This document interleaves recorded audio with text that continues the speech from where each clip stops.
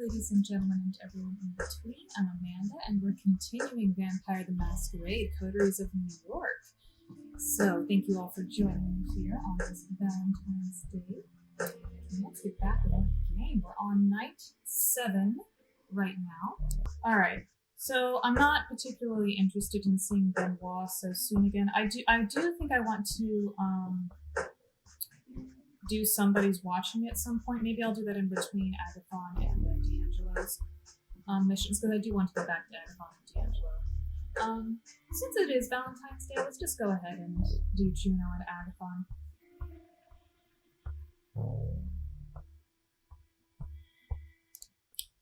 You know what to expect when you return to the small bookstore serving as Agathon's haven.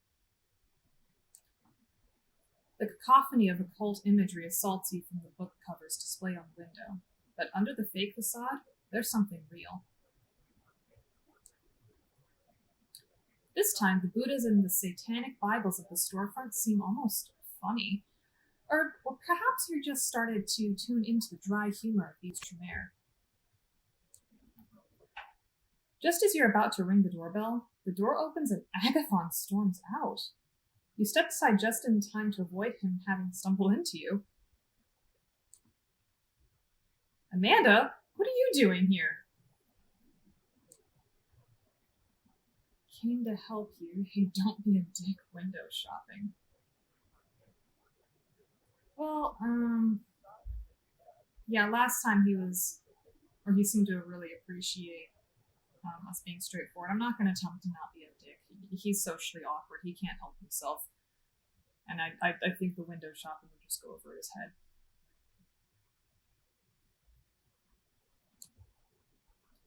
Look, I came to help you, like last time. Okay, fine. You're ready to follow. Oh, okay, that worked. That went over really well. Okay. Okay, fine. You're right. Follow me. As he turns to go, Agathon almost looks pleased that you're here. Agathon walks to his car with you in tow. It didn't occur to you last time, but it's a surprisingly pedestrian vehicle. An aging mid-sized family sedan. You imagine what it would look like with a baby seat in the back. Opening the door on the driver's side, Agathon notices your look. Laugh all you want, but it's inconspicuous and practical. You sit in the car and Agathon starts driving in his usual careful style. At least you'll never be stopped by traffic cops. It seems Agathon is not interested in small talk. Okay, we just said he's not interested in small talk, so I'm just gonna be quiet. He doesn't seem like he's in a good mood. You decide that it's best to let Agathon drive in peace. Agathon is very comfortable driving in silence. You look out the window, wondering at the ordinary lives of the people you pass by. Suddenly, Agathon snaps you out of your reverie. Let me ask you something, Amanda. Do you enjoy the hunt? No.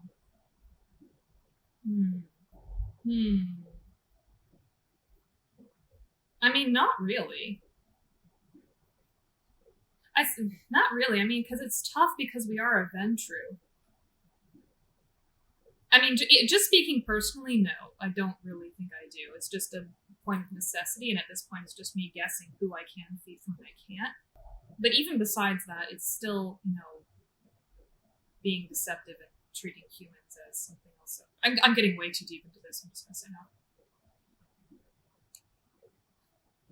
no. No. I just can't get over the fact that I used to be one of these people, the prey, a short time ago. Even if it feels good in the moment, in the long run, it doesn't. I know how that feels. Many kindred are suspicious of the Tremere, but I believe that we are on the verge of discovering something that will be a great boon to our kind. For a second, Agathon sounds so sincere, you take a look at him to make sure he isn't joking. Doesn't seem so. You exit Manhattan over the Brooklyn Bridge and soon reach the site of the nightclub that seems to be your destination. It's on the riverfront, a converted former warehouse. After Agathon parks the car, it's time for you to enter the nightclub. You glance at the Tremere, evaluating him. It's obvious this is not his kind of place. Yeah, no. You may have worked in finance, but your colleagues got into some crazy shit if they did enough cocaine. You're not a party girl, but you don't stand out in a nightclub. Agathon does. There's a good chance the research notes are here. Research notes? So it's not certain. Let's go. Okay, we know what he's talking about because that's what he was looking for last time. He just couldn't find the notes, so I'm not going to ask research notes. I think I'm going to say so it's not certain just to see if that brings anything else out of him. You're not certain what we're looking for is here? Nothing in life or death is certain. Wow. He's deep. There's a line into the club. It looks like a popular night, even if based on the crowd. This is not exactly a place for supermodels and celebrities. I'm going to use my presence. I don't have time for this. We're not terribly hungry yet. I am going to take whatever feeding opportunity comes next, but...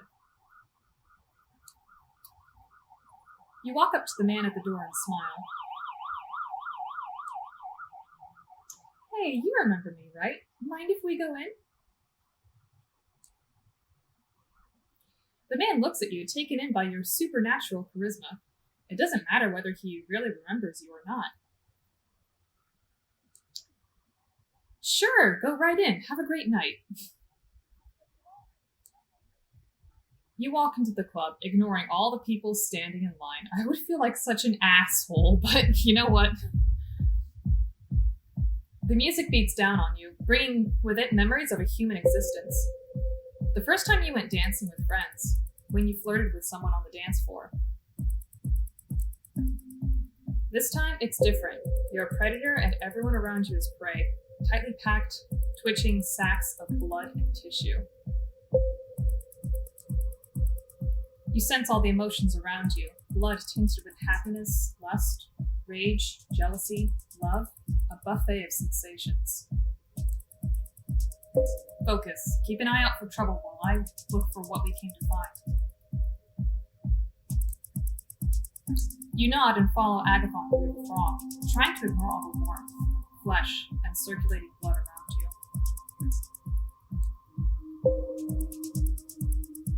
Feeding opportunity. No, we're not terribly hungry right now. I'm just going to focus on helping Agathon, because I don't think he would appreciate a distraction or anything like that at this point. Eyes on the prize. You came here to help Agathon, and that's what you'll do. Agathon wades through the dancing people with purpose, but you have no idea how he is searching for the missing research notes. Perhaps he's using the enhanced senses of a vampire or some esoteric sorcery. At least he seems to know what he's doing. Juno. You swerve to avoid a drunken man who is just about to spill beer on you and try to see what Agathon is looking at.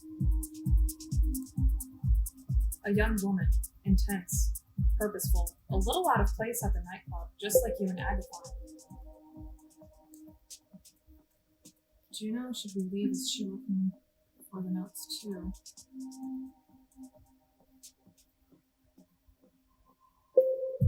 I'll just say Juno because, I mean, it's obvious that she was at that place, at the restaurant earlier, and that's what he was referring to as well. Who's Juno? She's a Tremere, a renegade. Bad news. The woman, Juno, elbows a drunken man out of her way and points a finger at Agathon's face. Agathon, you traitor, don't you dare stand between me and what's mine. You look at the woman with surprise. Her appearance stands in contrast with the anger in her words.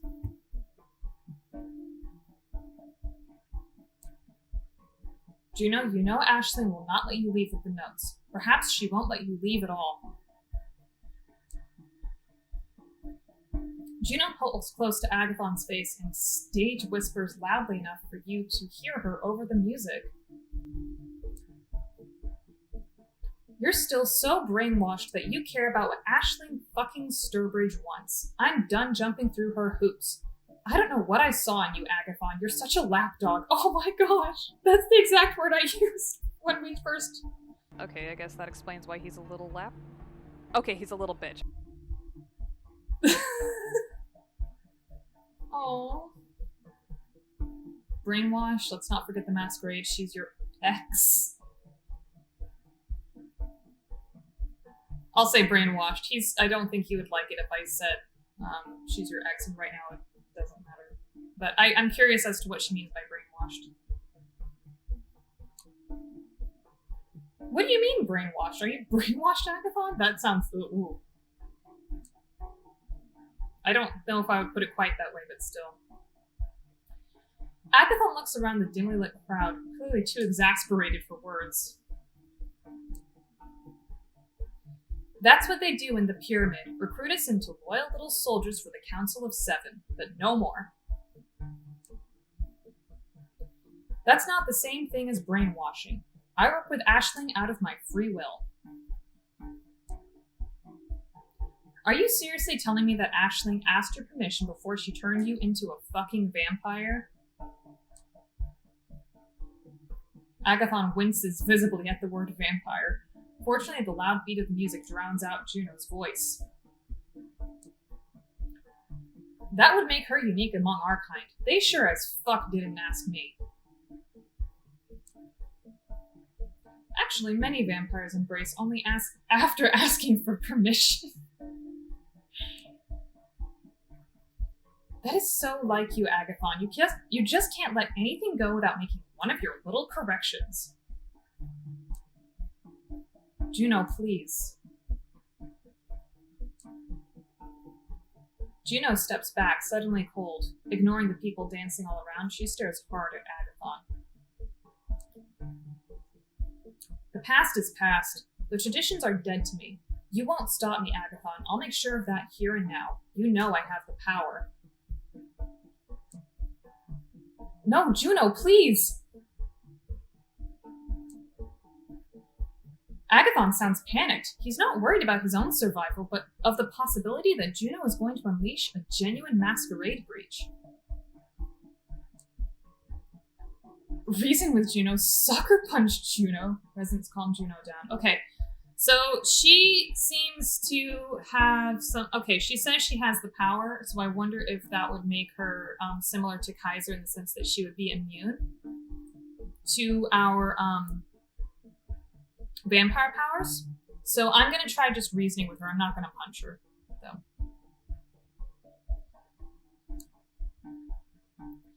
Look around you. We're in a crowd of humans. If you start something here, it will be a masquerade breach. Catching on, Agathon joins in to support your argument. If you break the masquerade, it won't be just Aisling Sturbridge who has it in for you. It'll be Kadir. Juno looks hesitant, worried. After a moment, she backs away.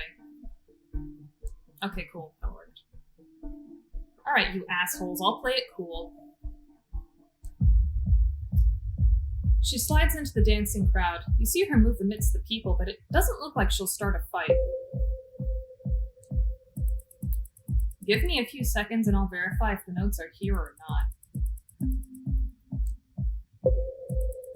You idle among the dancers, and Agathon prowls clumsily, out of place in the throng. Finally, he comes back to you. They were here, but not anymore. The ritual I performed is very reliable. We can go. Juno will probably waste some time trying to find the notes here, and that'll give us an edge. You leave the nightclub. Outside, you walk to Agathon's car and drive back over the Brooklyn Bridge to Manhattan, heading for Agathon's haven. Juno mentioned some very personal things. I trust your discretion in not discussing those things with Aisling. Of course I won't. Well, yeah, of course. And plus, I don't think Aisling really gives a shit so long as she gets what she wants. Your love life is your business. Thank you. After a while, you reach Agathon's haven and he parks the car. You walk to the occult bookstore and Agathon invites you inside. Oh, that was nice. He seems a little less awkward. The smell of incense assaults you as before, making you grateful you don't have to breathe. You follow Agathon upstairs to find Aisling Sturbridge in an armchair reading an old book. She puts a bookmark in place as you come in. You were successful, I hope? No, I'm sorry. The notes were there at some point, but not anymore. That's a shame. I hope you didn't run out of time. How did Sophie's little protege do? Agathon turns to look at you. Well, surprisingly well. That's good. As a surprise, I'll have to compliment Sophie on her choice. We met Juno. Fortunately, she couldn't find the notes either. That's interesting. The High Regent turns to look at you. What was your impression of Juno, fledgling? Agathon's ex. I'm not going to say she's Agathon X. Agathon's ex, driven, angry. Yeah, she seemed angry to me. I mean, just the way she was speaking. I don't know if that was just anger at Agathon, but I don't know.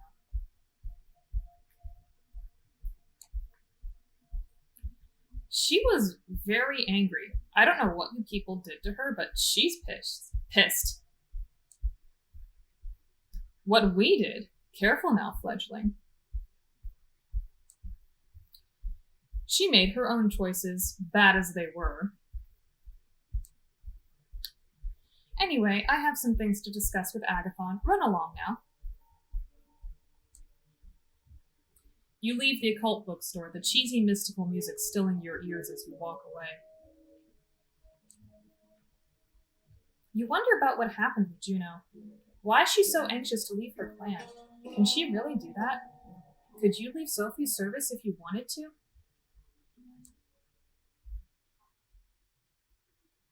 Okay, I'm going to save D'Angelo for later just because I know that that'll cheer me up. That'll just make me happy no matter what. But yeah, let's see if somebody's watching me. Somebody's watching me part 1. Recently, you're feeling as if somebody keeps tailing you. Time to confirm your suspicions. Someone is following you around. Has been for a few nights. Maybe longer. That can't be a good thing. The only question is, what to do about it. Provoke the stalker. Tell Sophie you have a problem.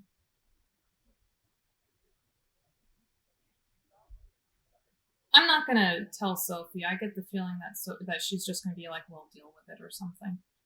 Plus, I don't really trust her. I only trust her to some extent. Let me put it that way. You venture out to the street with the goal of letting your stalker know that you're aware of being followed. It's time to stop this ridiculous charade. It's raining outside, and as you step onto the street in front of your haven, you wonder whether that'll help you. Will you be able to see the footprints of your stalker in puddles on the ground? How?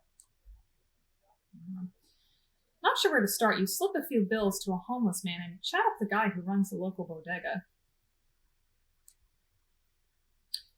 Both of them talk your ear off about some strange characters hanging around, but none of their stories seem right to you.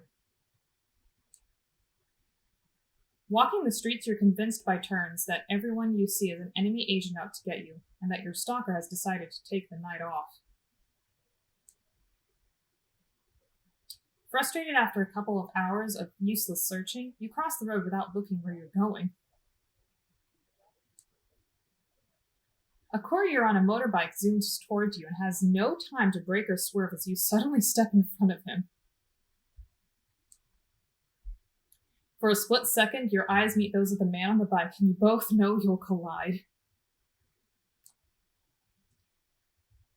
You'll get hurt. Something hits you, pushing you forward. You tumble, flying to the sidewalk as the courier zooms past. You feel a weight on your back and catch a glimpse of something. A person. A female, you think, and then she disappears. You could spend a couple more hours trying to find the woman who's been stalking you, but in your shriveled, undead heart, you know it to be futile. She's gone. Oh well, I guess that was interesting.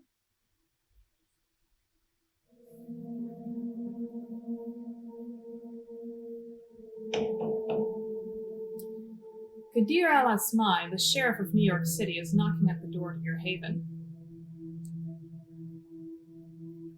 The sight comes as more than a little shocking. If he had business with you, you'd either expect him already inside or never see him coming at all. Yet there he is on the other side of the peephole, patiently and politely waiting for you to let him in. You carefully unlock the door and face him in silence. Evening. May I come in? You simply stare at him. Your lack of an answer doesn't faze him, and your lack of resistance as he starts walking inside has obviously been interpreted as permission. Once inside, he starts looking around as you cautiously stay by the door. I haven't really had time to make this place your own yet, have you? It feels like Langley's apartment through and through, a secluded study where nobody studies anything. Look at the books on this shelf, obviously meant to impress guests, not to be read. They reveal nothing about their owner, aside from the aching desire to be taken seriously as an intellectual. It's such a weird contrast, because he was gonna kill us the very first night we met. He picks one of them up and smirks before putting it away. See, he's not a mean person. He's not a bad person. He just does his job. That's all. The phenomenology of spirit, next to all of this garbage poetry. We can make a bet. If she's read more than 20 pages, I owe you $50 and a gallon of blood. The kind of place that self-professed hermits entomb themselves in to suffer. Considering how much you have to run around these nights, you probably only use it to shelter from the sun and rest, right? Even though he's obviously making an effort to come off as non-threatening, it's impossible to forget the first impression he made. You still see him as a fierce predator, trying hard not to expose his true colors. You sense a familiar fight-or-flight response as you struggle to find a diplomatic answer to his last question. If Kadir is bothered by your silence, he doesn't let it show. He keeps walking around, toying with whatever catches his eye. Eventually, he speaks up again. Watch any baseball lately? If I had to guess, you strike me as a Red Sox fan. What is going on? Now, he's inviting you to talk in a more direct manner. You attempt to overcome your physical reaction to him and reply as casually as you can. And nothing. Okay. I'll just pick the first one.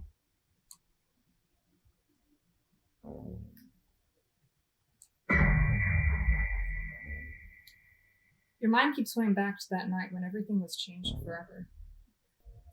Waking up in hell with a body next to you. Spending a night in the underground sweat box. Unsure of what will happen next. That endless car ride. 3 strikes, a bloodthirsty crowd that blade. A rebirth, a baptism by fire, a frightening executor who made sure the flames scarred your spirit.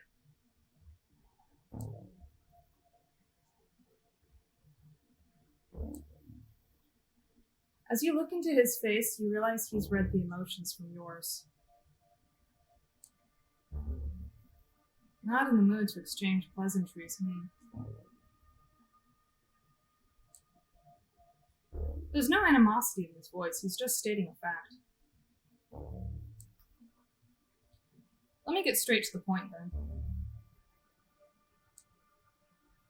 He momentarily stops caring about his surroundings, turning all of his attention to you, and demanding the entirety of your attention in return. You see, there's something I've realized over the years. In a large part, I may have been hired just to look menacing with a sword, but my job is all about seeing through bonds and relationships. The Camarilla would be safe as long as its members adhered to certain social contracts, making their dealings and affinities plain for everyone to see. But that obviously remains a pipe dream. This is a community of born conspirators, overly ambitious gangsters and politicians, monsters in denial, all sorts of tragically broken individuals. They are driven by desires that make them look incompatible with the Masquerade, incompatible with prolonged survival of the Camarilla, incompatible with the methods I used to operate. And so I am doomed to be like a cop, constantly insulted behind my back, maybe for good reason, but immediately called for help whenever someone loses their tableware. Or like an Agatha Christie protagonist, outwardly assisted by everyone but constantly lied to about everyone's pasts and motivations, even if my failure to solve the mystery might be the end of us all. He tries to sound like he's peacefully resigned to his fate, but it's easy to detect a tinge of regret in his voice. A voice belonging to someone who once had bigger ambitions than this. What broke him? So you see, for this detective, the why done it is far more important than who done it or how done it. You understand all the players and their mutual obligations, you easily understand every crime.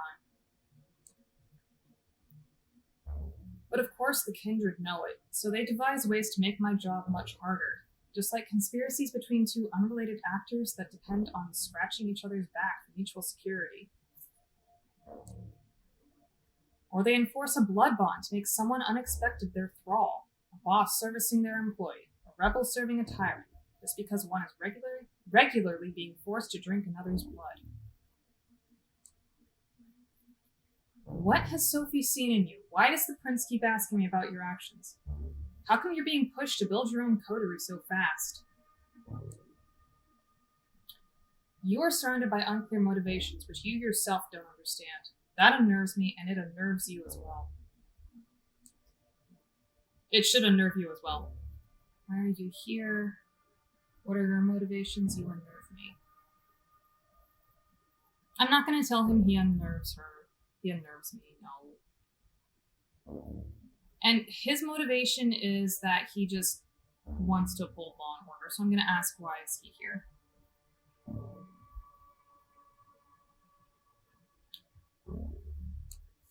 This monologue has gone on far enough.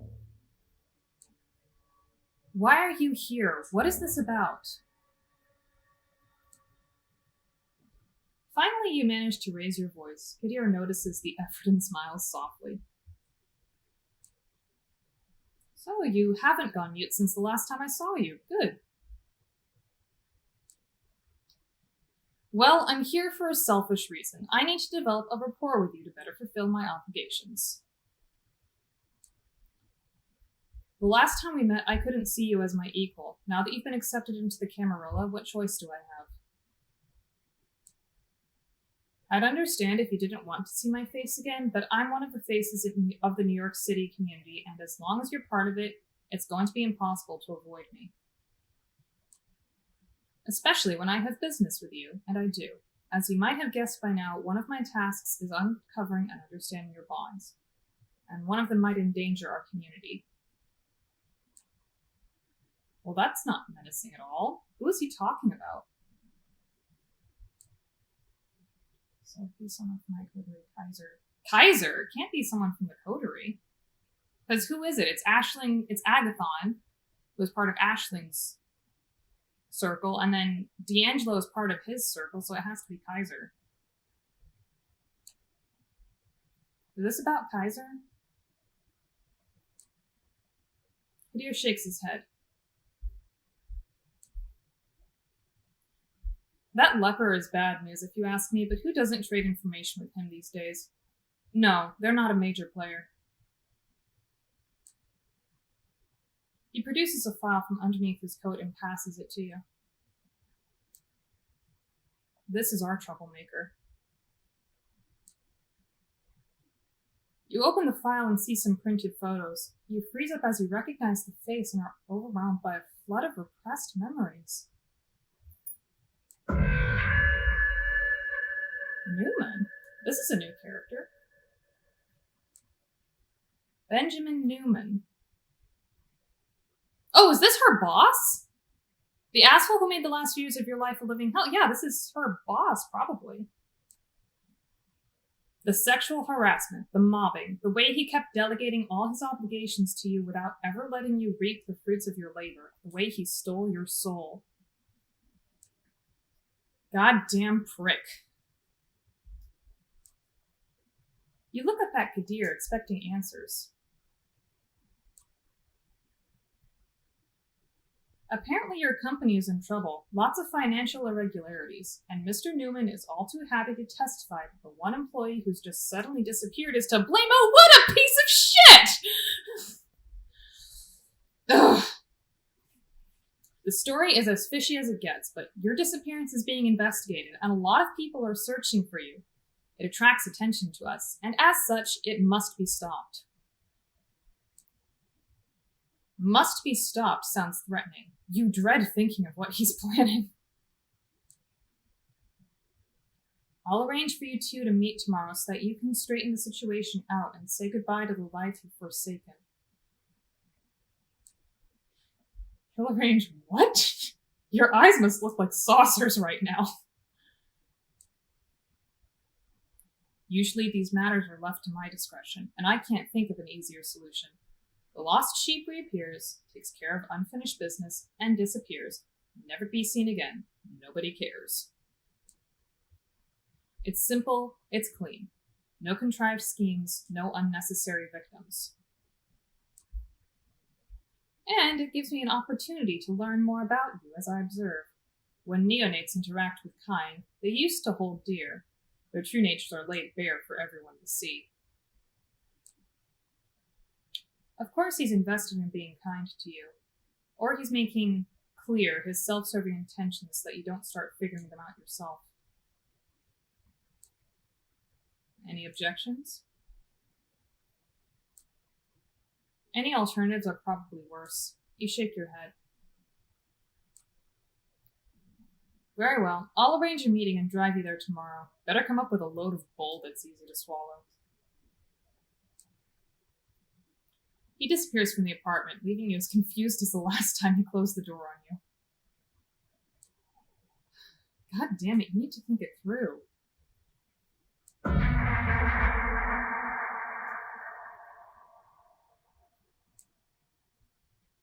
For a long time, you just sit in your haven, lost in your thoughts, thinking about how revenge is a dish best served cold.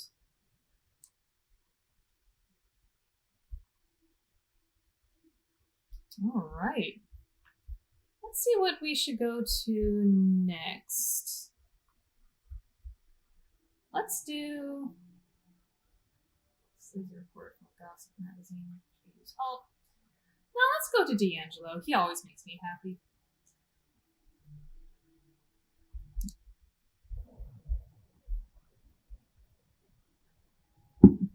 You make your way through the now familiar rusty maze of the grain terminal and up the stairs to D'Angelo's office. This time, however, you find it firmly locked. There's a note pinned to the door. You rip it off and scan the crooked lettering.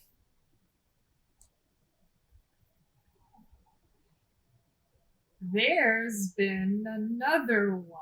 At the scene now. Come to bed street, corner of Pulaski and Garvey, ASAP. Looks like D'Angelo could use your help. Better get going.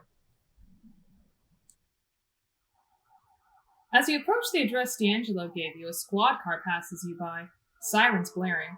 Following it, you make a turn from Delcap Ave onto Pulaski Street?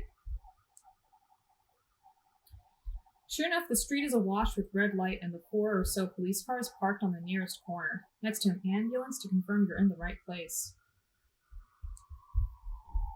You move closer to what appears to be a New York's finest convention, looking around in the hopes of spotting a familiar, if not altogether pleasant, face. No such luck.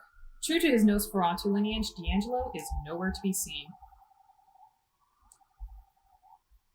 You stop on the sidewalk across the street, trying not to draw attention to yourself. All of a sudden, one of the cops standing by the entrance of the building looks straight at you. He does a double take and you instinctively look away. Bad move, you think to yourself as you notice him making his way toward you.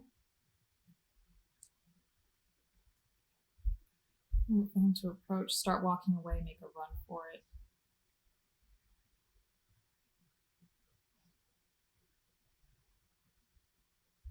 I don't want him to start talking to me. I'm going to start walking away, but I get the feeling that's a bad idea, but I don't want to try breaching the Masquerade or anything. But making a run for it is definitely too suspicious. Slowly but surely, you turn away and start walking in the opposite direction. The cop yells after you, trying to get your attention. You ignore him and pick up the pace. He does not let up. Suddenly, as you're passing a dark alleyway, someone grabs you by the arm and pulls you into the shadows. If the smell of cigars and cheap cologne don't give him away, the gravelly force sure does. Don't move a muscle. With your back pressed against the brick wall, you remain perfectly still, waiting for the cop to walk past the alley. Good thing I was around, huh? Come on, I'm parked nearby. Before you know it, you're sitting in the passenger seat of a busted old sedan parked half a block away, giving you a nice view of the police gathering.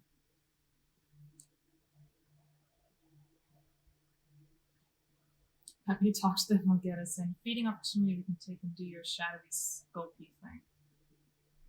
Okay, I'm not going to try to take on the cops. I hate this. I hate how I'm so picky about who I'm going to feed on or not, but I really genuinely don't think this is a good opportunity for it.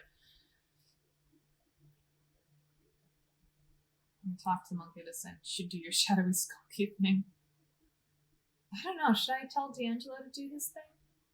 Well, I mean, I don't think our presence will work. I'm going to ask D'Angelo to do this thing.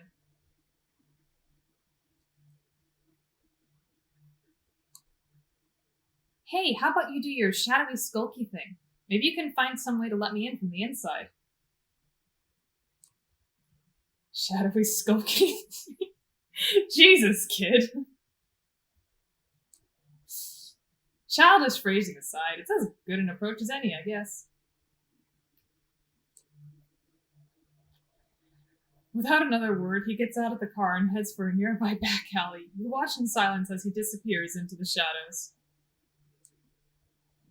A minute passes, then another one, and another. You begin to worry. What if there were more cops inside? What if your moldy partner has gotten himself into trouble? Oh gosh. Suddenly, a shadowy silhouette appears in one of the windows on the second floor. Looks like he made it after all. At least you hope it's him. The shadow waves at you and points to the corner of the building, opposite the two cops. You get out of the car and quietly make your way toward the alley. Sure enough, you find that a fire escape ladder has been conveniently dropped for you. Good work, D, you mumble to yourself as you climb to the second floor. Oh. Finding the crime scene proves easy enough. You just follow the yellow police tape, and before you know it, you're standing in the middle of what used to be someone's living room. The place has been completely trashed. Knocked over furniture, shattered glass, the works. Looking around, you notice a sign scribbled on a nearby wall. It reads, "His gift, our fate." You're no expert in typography, but the crooked letters look similar to the ones you saw back in Red Hook. Sure enough, there's very little in terms of blood, save for the occasional stain that's bound to end up on the carpet once you toss someone through a glass coffee table. D'Angelo leans against the doorway. He seems lost in his thoughts, sucking on his cigar compulsively and mumbling to himself. You lean over a bit, trying not to make it obvious that you're listening in. You manage to catch the last few lines of his monologue. "The night's been kind to them so far, but the questions keep piling on, and now they've found themselves amidst the wreckage of another life. It was up to them to sift through the debris and come up with a neat little pile of answers." I love D'Angelo. He is so endearing. I knew that doing his mission would put me in a good mood, and it has. Suddenly he tenses up as if sensing your eyes upon him. "Feel free to chip in, kid. Anything catch your eye?" Another piece of graffiti, no blood stains before. This place is a mess. Well, we know it's no blood because we suspect it's a... We already established the first time that it was a kindred doing this, so of course there's not going to be any blood. But yeah, I'm going to point out the graffiti again just because it means something. His gift, our fate. Yeah, there's that. What do you think it means? About Cain, it seems apocalyptic.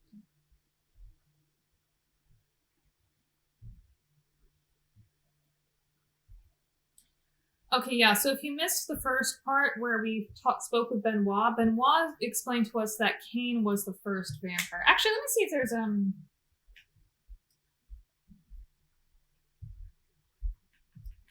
anything on here that we could talk about here.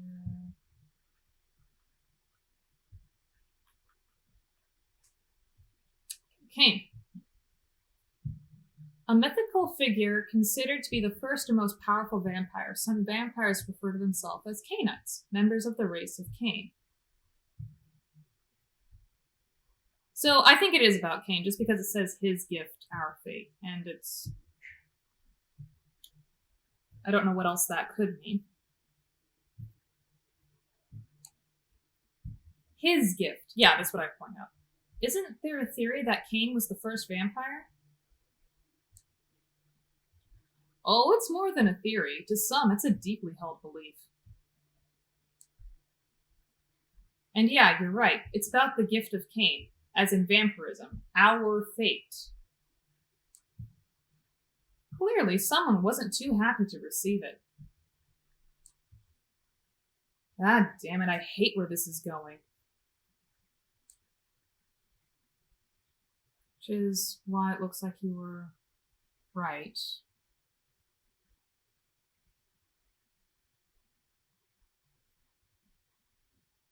I mean, yeah, so a thin blood isn't necessarily... Okay, I'll just pull up a dictionary again just to make it a little bit easier. Give me 1 second here. Let me just scroll back down again. Just again because... Okay. Thin bloods.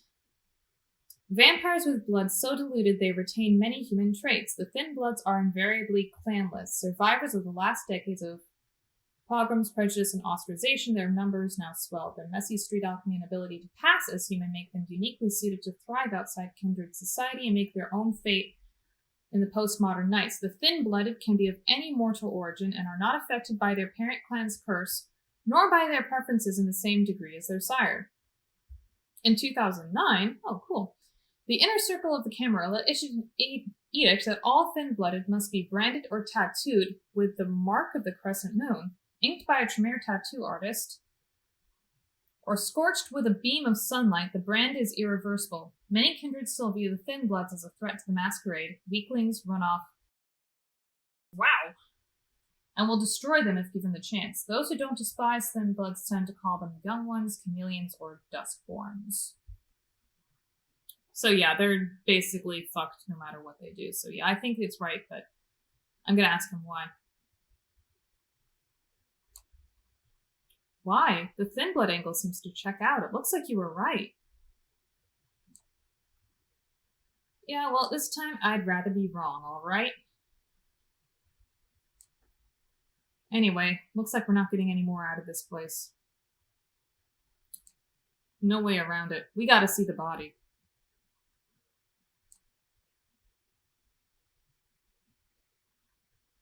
Is that really necessary? Protecting thin bloods sure might as well be prudent.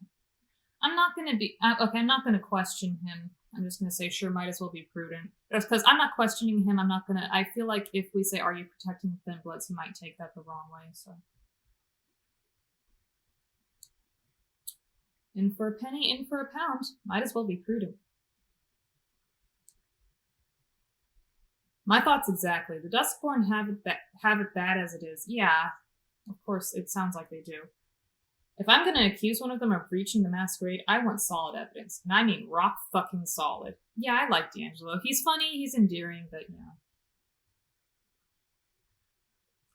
Luckily for us, I might know someone who'd get us an audience with our dearly departed. To your surprise, he pulls out a cell phone, a busted old clamshell. He flips it open and spends a good minute browsing through the contacts, muttering to himself. Finally, he makes a call. Hey, you know who this is? Yeah, that favor you owe me. Time to deliver. Listen, I know you got a fresh one. The murder in Bed-Stuy, I don't know. I need to take a look. Yes, now. Yeah, you'd better. With that, he hangs up and gives you his trademark wry smile. Aren't cell phones forbidden? I'm going to ask if we're good. I'm not going to question it. Kadir has a cell phone. Other people have cell phones. So, are we good? Yeah, we're good. Next stop, Kings County. Kings County, the bleeding heart of Brooklyn. It's beating as hard as ever, with ambulance after ambulance bringing in sick and wounded New Yorkers to be pumped through the tight arteries of the healthcare system. It's a dangerous place for a kindred to show their face, incessantly crowded and full of people who specialize in noticing all sorts of physical afflictions. Especially the sort that make up the very essence of a vampire's existence. For instance, death. Thankfully, your business here tonight keeps you away from the hectic human hive of the ER. Instead, you follow D'Angelo to a relatively quiet part of the underground parking lot that's closest to your current point of interest, the Kings County morgue. Having found yourself a convenient and suitably unlit spot near the hospital wall, you wait patiently for D'Angelo's contact to appear. Every now and then you glance over at the undead gumshoe, as if to make sure his moldy mug isn't showing any signs of worry, or isn't. At least he's very good at hiding it. Finally, after 30 minutes or so, a lone figure emerges from the side entrance. As the human-shaped shadow walks by, you're quick to recognize him as the EMT you saw back at the murder site. Clearly nervous, the 20-something-year-old redhead can't seem to help but look back and make sure no one is following him. Finally, he stops and lights up a cigarette. Without even looking in your direction, he takes a puff and exclaims, seemingly to no one in particular, "Room 112, you got 20 minutes. D'Angelo speaks without looking at you. That's our cue. You follow the fanged detective through the same door the EMT walked out of. Luckily, this wing of the hospital seems unusually empty. Still, the confidence with which D'Angelo makes his way through the white and green corridors makes it clear he's been here before.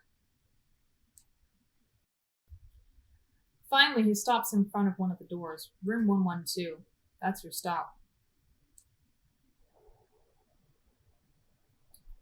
The room is small, with only one oversized freezer by the wall, and a single slab mounted on the center. Sorry, that calendar is bothering me. I can't tell what... I feel like it's referencing a horror movie that I should know about, but I can't tell which one. Sure enough, the body of a middle-aged man is splayed out on a steel surface. Even for a dead man, he seems unnaturally pale. Extreme blood loss will do that to you. Try as you might, you can't help but look at the man's face. His features twisted in abject horror. This was not a peaceful death. Looking closely, you notice two small puncture wounds on the victim's neck. If ever there was a clear sign of a vampire attack, you've yet to see it. Looking over at D'Angelo, you notice his lips moving in a familiar fashion. He's narrating again. Before he can utter an intelligible word, you cut in with a remark. So, do I just like last time? Those are tooth marks. Look at his face. I'm going to say look at his face, just because, again, we've established that it's a kindred doing this.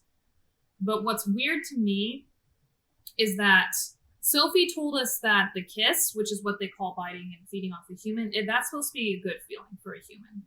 But why was this painful for him?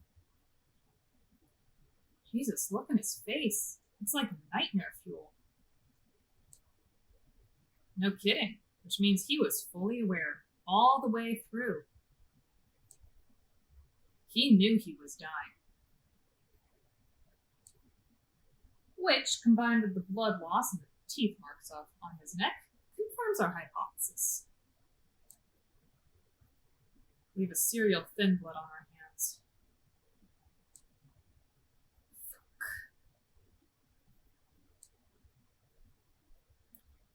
As if on cue, the door swings open. A tired-looking man with a stethoscope around his neck walks in. With his eyes fixed on his clipboard, he doesn't appear to notice you, yet.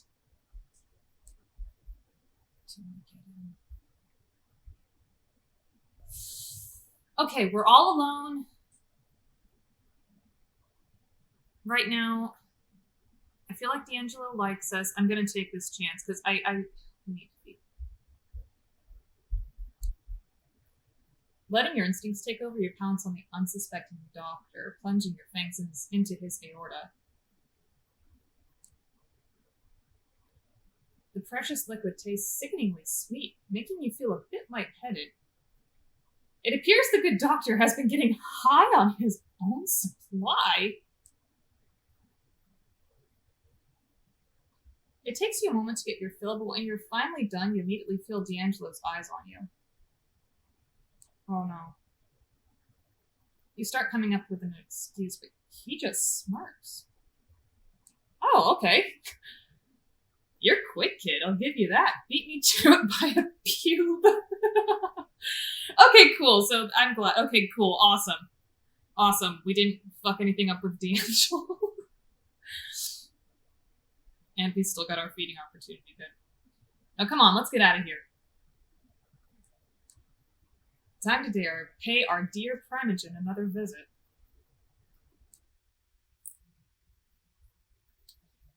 Robert Larson's home looks about the same as last time. No added security, no angry dogs prowling the yard. It appears that the thin-blooded Primogen would rather risk another visit from his old pal D'Angelo than to arouse suspicion of his family and neighbors. Which is good, considering that's what he's about to get.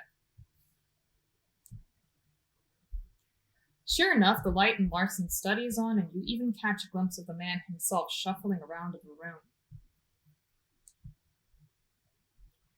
You look over to D'Angelo, wondering how you're going to get Larson's attention this time. Without a single word, D'Angelo walks over to a nearby street lamp and leans against it, making sure he's visible to any and all who happen to look. Looks like time for subtlety is over.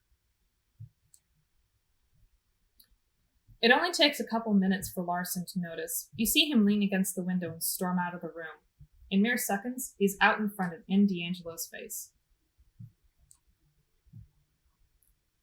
Listen to me, you moldy fuck. I've had just about enough of your shit. You want to pester me, fine, but leave my family out of it. For a moment, D'Angelo just stands there motionless, allowing Larson to get his frustrations out. Suddenly, he grabs the thin blood by the collar, lifts him off the ground, and smashes his back against the lamppost. Are you finished? All right. Now you listen to me, and listen good. You think I'm enjoying this? You think I like to be jerked around? You think I got nothing better to do than to hang around this little puppet theater you've made for yourself? Now, either you give me a lead I can follow, or I'll start remembering things you'd rather forget. Oh. For the first time since he met him, Larson looks speechless. His eyes wide with fear, he can only mutter under his breath. You wouldn't dare. Try me. Cue awkward silence. You just stand there, shifting your eyes from one vampire to the other. Guess it's time to either press the advantage or play the good cop. Come on, Larson, spit it. Take it easy, D'Angelo. Let's all just calm down. I don't know. I'm thinking either telling Larson to spill it or just take it easy. I don't want to be mean to Larson. And I don't think D'Angelo necessarily wants to be mean to him either. Because, like he said earlier, he understands that,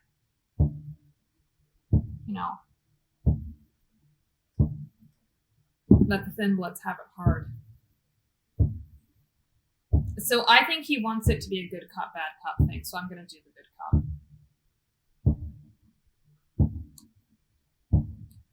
Take it easy, D'Angelo. Let's not make a scene. Why not? I like making a scene. It's not like we're getting shit done. Might as well make a show of it. If you want my help, put me the fuck down.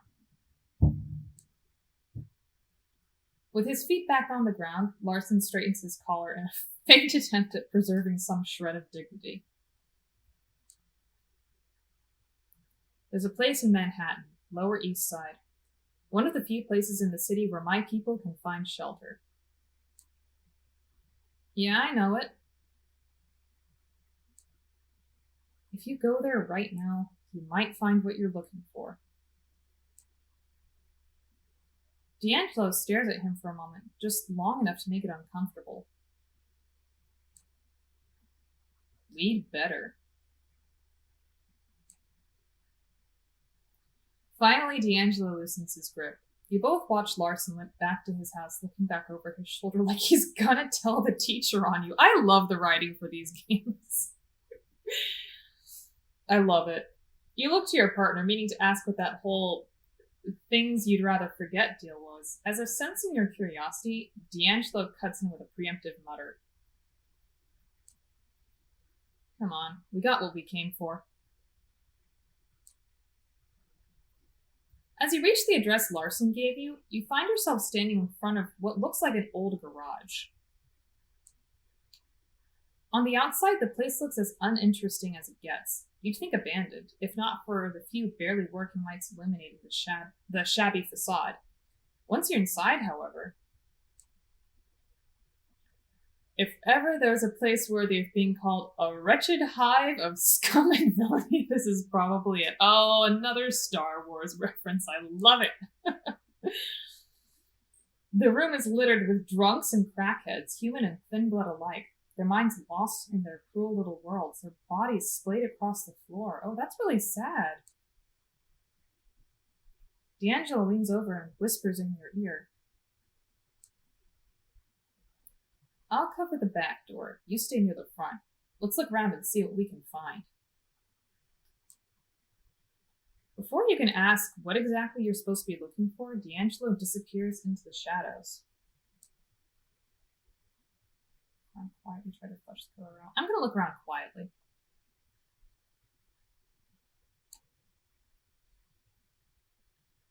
Doing your best to blend in with the crowd, which is fairly difficult considering your upright position, you slowly make your way across the large room. Not really knowing what you're looking for, you focus on the details. A knowing smirk, a hateful stare, anything that looks even the slightest bit suspicious. After a dozen or so empty stares, you're almost ready to give up when suddenly something catches your eye. A young, skinny woman hunched in the corner of the room. She gives you a bewildered look, a 1,000-yard stare that tells you, beyond a shadow of a doubt, it's her. As you walk towards her, D'Angelo emerges from the shadows right next to you. Nice catch. He kneels down beside her. You can tell he's trying to sound as comforting as possible, but with his gravelly timbre, it's not really working out. Hey, it's okay. We're not here to hurt you. We just want to talk. No, don't talk. Too loud, too loud. She seems halfway out of it. It's like the lights are on, but whoever's inside is stumbling around after one hell of a bender. All right, you like quiet. Got it. Can you tell me your name? Santa. That's what he called me. Suddenly you hear the door swing open behind you. Even though the night is fairly warm, a cold chill runs down your spine. You look towards the entrance. There's a woman standing there, and something about her just screams kindred. Even though she seems comically overdressed for the situation, somehow you don't feel like cracking a smile. Whoever she is, you can tell she means business. She starts making her way to the back of the room, not making any effort to sidestep any of the junkies and drunks. They all know well enough to get out of her way. Acting out of bravery or sheer stupidity, you walk up to her. She looks at you as if you were something she's just scraped off her shoe. You smile nervously without even knowing it. Hello there, who might you be? Hey, what's a girl like you doing in a place like this? Hold it, what's your business here? I'm gonna be polite again. I'm gonna say the first one just because I feel like that's a bit more in character. As soon as you open your mouth, her hand shoots out, grabbing you by the throat. Okay, so I guess it didn't matter. The woman looks at you, tilting her head, as if examining a curious species of insect. Suddenly, her eyes shift as she notices something behind you. Her face turns from disgusted curiosity to sheer annoyance. You. Oh! Hey, Val! That's my assistant you got there. Oh, okay. So do you guys remember? Because I remembered her from Shadows of New York. Because Julia, there was an option to say under our breath that she was a serial killer. And a few episodes ago, when we brought that Anarch thug to the court, the Anarch guy that attacked us, the one that got beheaded, Kadir said, I was sure Valerie would beat you to it. Okay.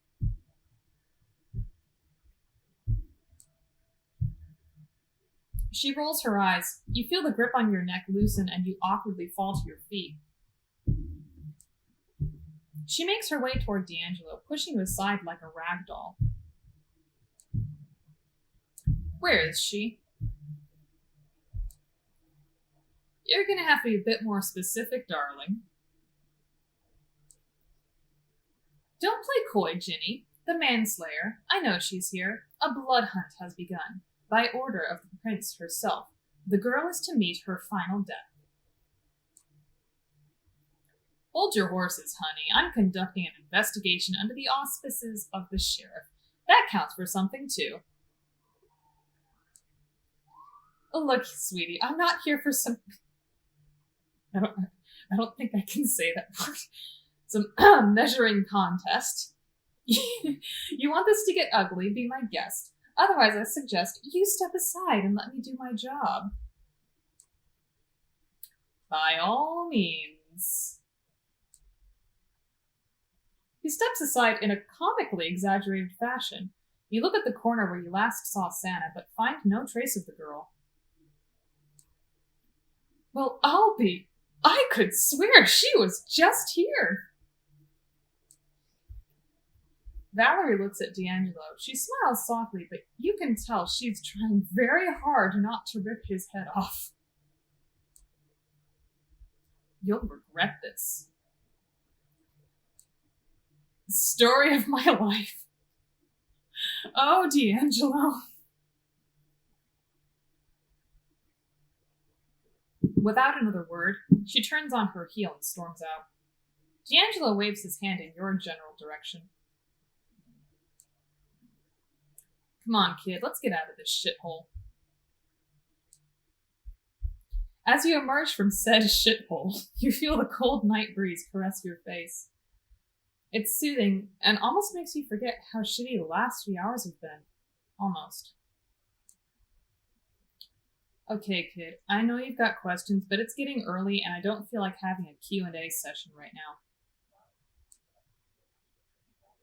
For now, you got one question. Make it count. Who the hell is this Valerie? Do you know where the girl went? What do we do now? Okay, so yeah, he knows where she went. I'm gonna say, what do we do now? Because like I said, I recognize Valerie from the court. I get the feeling D'Angelo is gonna say he just put Sana somewhere safe. Our perp's gone, and now we're on some psycho chick's shit list. What the hell do we do now? Well, the good news is we know who we're looking for. The bad news, Valerie knows it as well. She's a scourge, kid. Part enforcer, part assassin, all around pain in the ass. We'll be seeing more of her, you can bet on it. And before you ask, yes, we've run into each other in the past. No, I don't feel like talking about it. Alright, kid, I don't know about you, but I'm turning in. I'll figure some stuff out and keep looking for our girl. Feel free to swing by the office in a night or two. And with that, he stumbles off into the distance, not even bothering to keep to the shadows. Can't seem to blame him. It really has been a rough night. Oh, D'Angelo.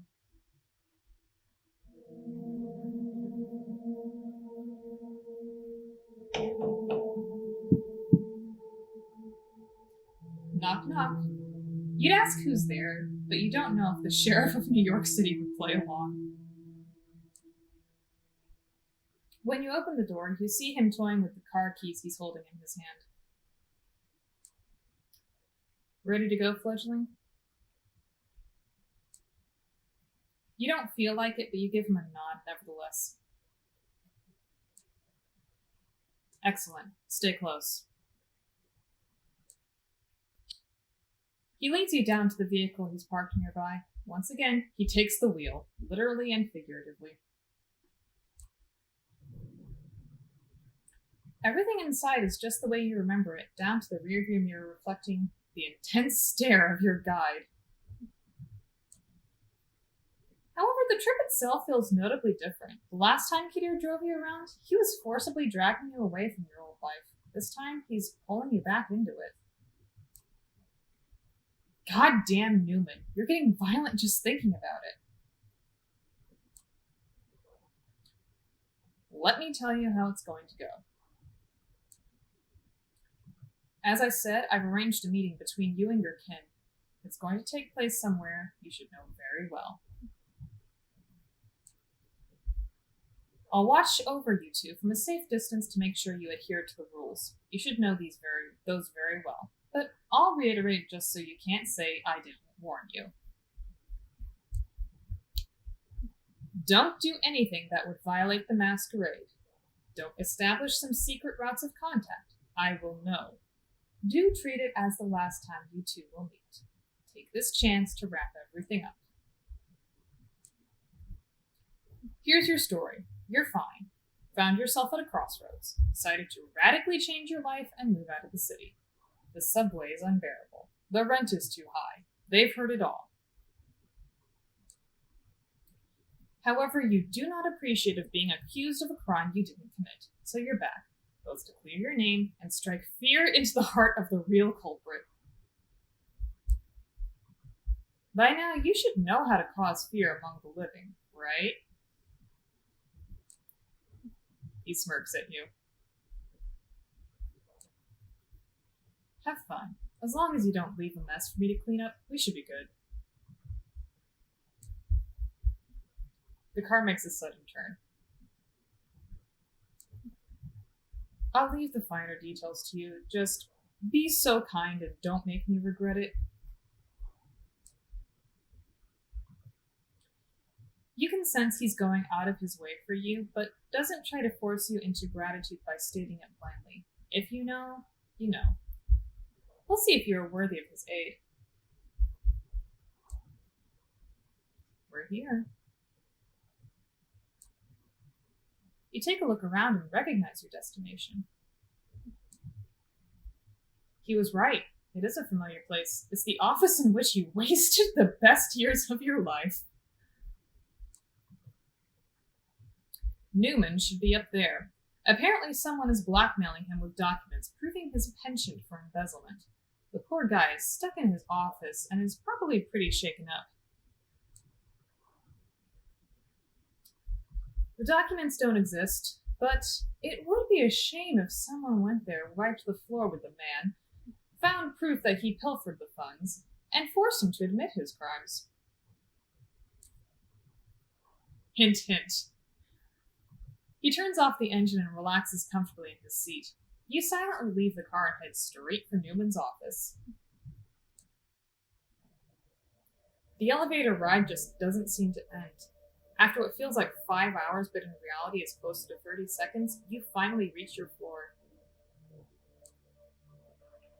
Your ex-boss is sitting in his office, just like Kadir said. He looks, how can you put it, as if he has just Googled body language of alpha males and attempted to poorly copy the most cartoonish posture in order to intimidate the blackmailer. Out of habit, you take a deep breath as you step inside his office. Amanda? He immediately relaxes. It's just Amanda. His eyes say as a sly grin appears beneath them. Forgot to ask for a vacation? People were worried, you know. Not to mention overworked to hell and back, then overworked some more. Someone had to take over your responsibilities. And guess what? Just as we started digging into your work, some unexpected financial irregularities started popping up. We'll need to work on a common story to explain those, you see? Oh, what a piece of shit. You keep quiet and just stare him down. The poor idiot still thinks he's the predator in the room. Let's see how long it takes for him to realize his mistake. Newman senses that you're different somehow. He attempts to stare back, but fails to withstand your glare. He starts to wonder what's going on and quickly arrives at the conclusion. Wait a second. So you're the one that sent me that message? Now that's a laugh. He starts approaching you. Sweetheart? Sweetheart? Sweetheart? Sweetheart, if I'm going down, you're going down with me. You think you could convince anyone that you never knew what was going on around here? Fat chance. And even if you did, you know my friends. They'd never let you live it down. He's right in front of you, licking his lips, pondering the best way to display his complete physical superiority. You won't give him the chance. Use him like a punching bag. Throw him outside the building. Presents scare the shit out of him. Okay, Kadir asked us not to leave a mess for him to leave up. I'm not going to throw him out the window, which I think is what the second one is. So I'm just going to use my vampire powers. Before Newman blinks, you're standing in front of him with your arms crossed. After he blinks, your hand is already on his throat. He freezes up. He watches you get in his face and slowly brandish your long, long fangs. Okay, this isn't quite what I had in mind, but let's see where we're going. A loud, throaty, inhuman growl rings out throughout the office and begins to morph into a violent hiss. For a moment, your ex-boss can't identify the source of the overwhelming sound. Or rather, his brain refuses to accept that your relatively small body is capable of generating a noise like this.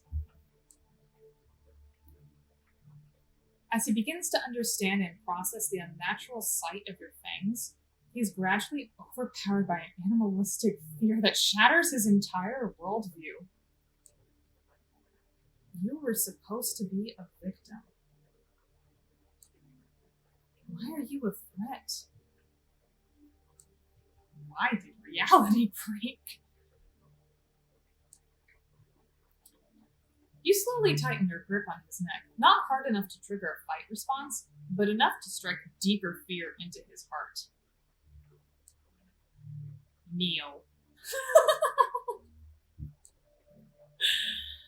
Newman complies with your demand, squealing softly, a single tear making its way down the stubble of his cheek. Fuck. Obey. I'll do whatever you want. Just don't kill me, please.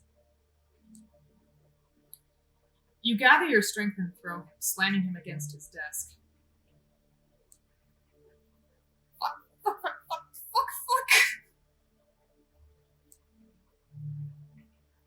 A born boardroom predator has met his better in the place he least expected it. You slowly start walking toward him. Stop! I'll get it. I'll do it. I'll fucking do it. With shaking hands, he scrambles toward a safe on his shelf. He opens it and takes out some documents inside. This is what you want, right? This is what you want! You rip the papers from his hands and browse them. These should be enough to, as Kadir would put it, prove his penchant for embezzlement. I'll clear your fucking name. Tell them somebody else. You twist your heel into his hand. He screams. I did it! I'll tell them I did it! You better do that. Next time I'll bite into your throat. Leave in silence.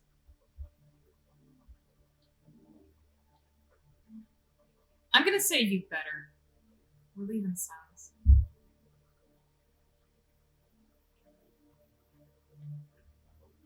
Oh no, we have what we want. I'm just gonna leave in silence because we have the proof. So if anything happens,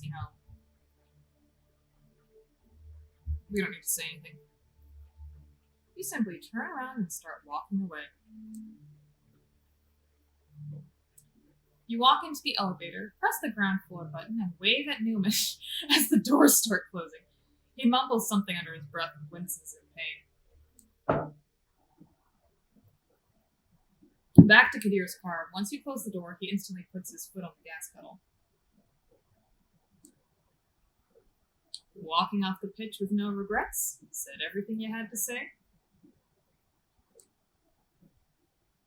I wiped the floor with him and got the documents. That should keep him in check. The asshole will be looking over his shoulder constantly for the rest of his life. Kadir smiles deviously. Looks like you can take care of business, as expected. I don't need to tell you to hang on to those documents, but keep in mind that you can use them for more than a security guarantee. Ooh. We're always looking for more contacts among the big fish. Once you settle in, you can use what you know of Newman to convince the elders that he's better off as your ghoul. Ooh! Now that's an enticing thought. You're surprised at his suggestion. Oh, so he must really... Okay, yeah, I like that. The car speeds up to cross an intersection before the light turns red. You gave Kadir a good hard look. Why are you not mean? Why are you not mean to me? Thank you. Good job setting it all up.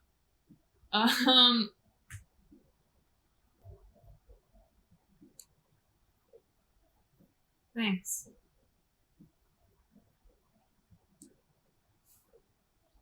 It doesn't feel like a, how do you call it, a very vampire thing to say, but you say it nevertheless. He's visibly taken aback, and his usually furrowed brow smooths out for a moment. Then he takes on a serious, slightly sorrowful expression. Don't suck up to me, kid. Mr. Bad Guy is still here.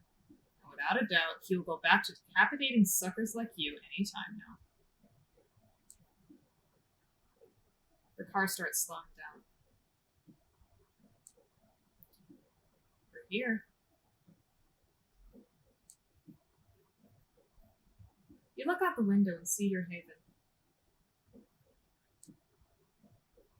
Take care. I'll see you around. Just pray I don't have to see you too often.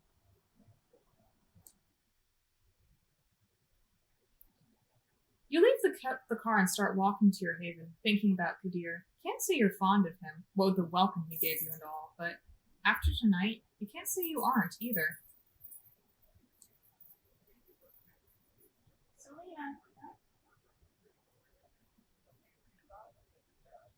You're gonna need some more time to understand him, that's for sure.